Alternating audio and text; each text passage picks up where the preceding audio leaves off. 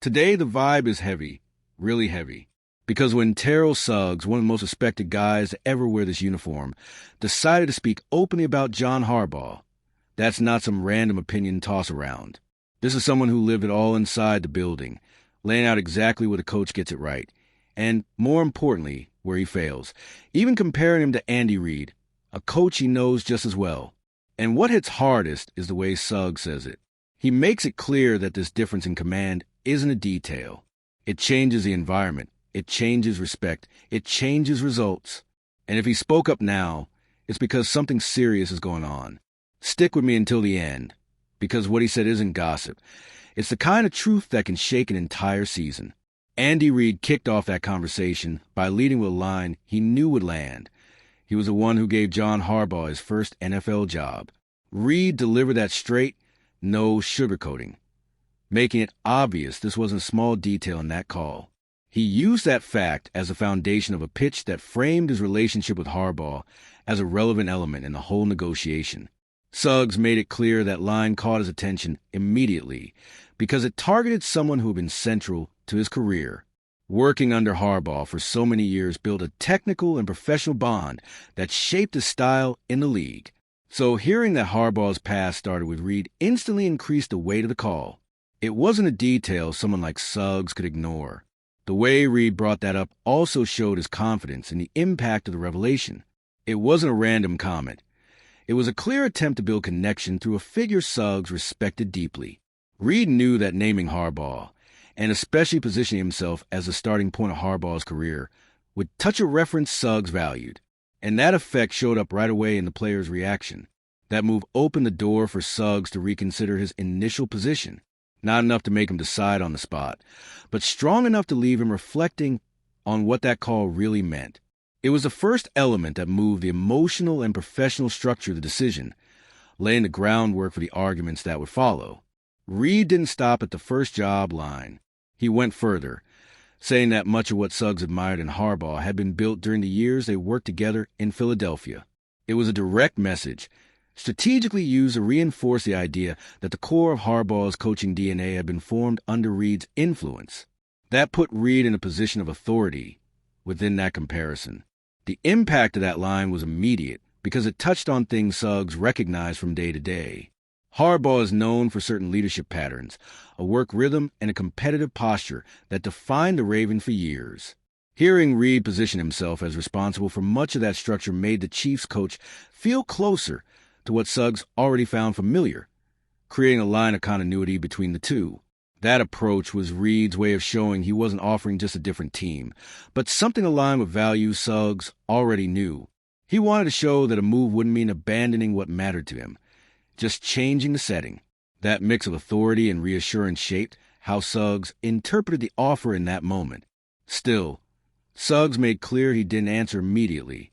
That line widened his frame of analysis, brought new perspectives to the table, but it wasn't enough to outweigh the bond with Harbaugh. The reflection deepened, creating an in-between point that would leave the situation ready for the next development minutes later. Suggs made it clear that the talk about Harbaugh immediately summoned the entire history he'd built over more than a decade with the coach. He emphasized that those years shaped his career, cemented his identity as an athlete, and defined the competitive environments he lived in. That kind of bond doesn't vanish just because another coach makes a solid argument. It directly affects how any new proposal is absorbed. That long connection made Suggs approach Reid's call with more caution. He didn't treat it as a normal pitch because Harbaugh wasn't a secondary figure in his career. Harbaugh represented an entire period of achievements, challenges, and development within the league. So hearing someone use a coach's name as a focal point in the conversation automatically raised stakes. Suggs explained that those memories weren't nostalgia. They were a benchmark. He started weighing everything Reid said against the experiences he'd had with Harbaugh. That added a layer to his analysis, because every argument was being compared to what he'd lived before. That process made clear the call couldn't be answered instantly. It was precisely that deliberation that kept Suggs in a state of hesitation. He needed to understand how each element fit into his personal path and what mattered at that moment in his career. And that pause, created by the weight of Harbaugh, would be decisive for how he reacted to the next call he received shortly after.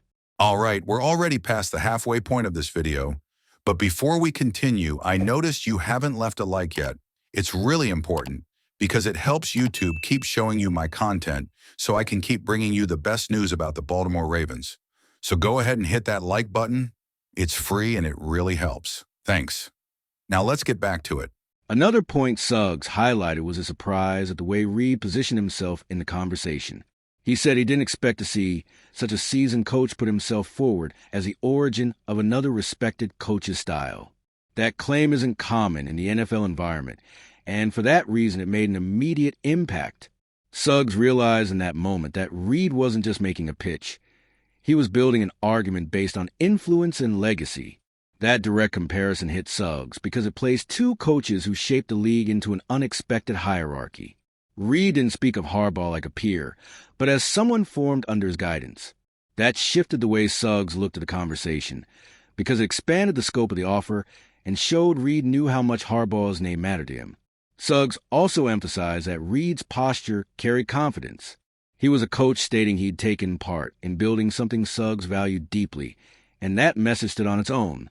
It didn't rely on extra context because it was supported by historical facts Suggs already knew, like Harbaugh's years in Philadelphia. That coherence made the claim harder to dismiss. That surprise didn't make Suggs decide immediately, but it raised the level of the conversation. Suggs recognized Reed had used a different, deeper approach, one tied directly to his former working relationship with Harbaugh.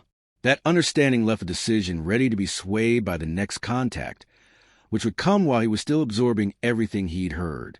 Suggs explained that despite the impact of Reed's words, he didn't fold on the spot because Harbaugh's influence still guided much of his thinking.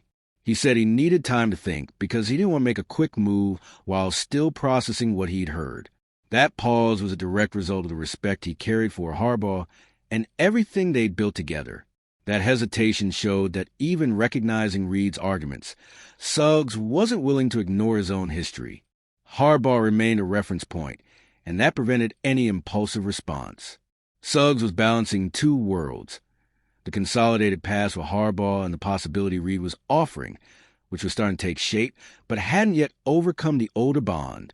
He made it clear it wasn't doubt about the Chiefs' project, but a need to respect his own path.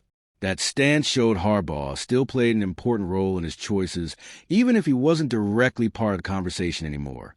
The emotional and professional weight of that history forced him to be careful with each step, and it was precisely in that interval, held by the memory of Harbaugh, that the scene became vulnerable to a new impact. That open space paved the way for the next phone call, which wouldn't just end the hesitation, but completely change the direction of Suggs' decision. The truth Terrell Suggs laid out about John Harbaugh makes plain how deep that relationship always ran inside the Ravens.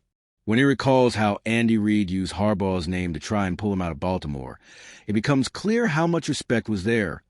Respect that helped shape Sizzle's career and influence decisions that changed the franchise's recent history. That's the kind of account only someone who lived it can deliver with that force. And the impact of those words isn't small. Suggs made it clear leadership isn't a minor detail or a decorative line. It's what builds a locker room, sets the tone, and earns lasting trust. Everything he recalled shows why Harbaugh still holds so much weight in players' minds, and why these stories keep shaping the conversations around the franchise. Now I want to hear from you. After everything Suggs revealed, what's your take on Harbaugh? Do you still see him the same way? Or does this change things for you? Because whether people like it or not, moments like this keep shaping the team's future, and anyone paying attention knows how much that matters.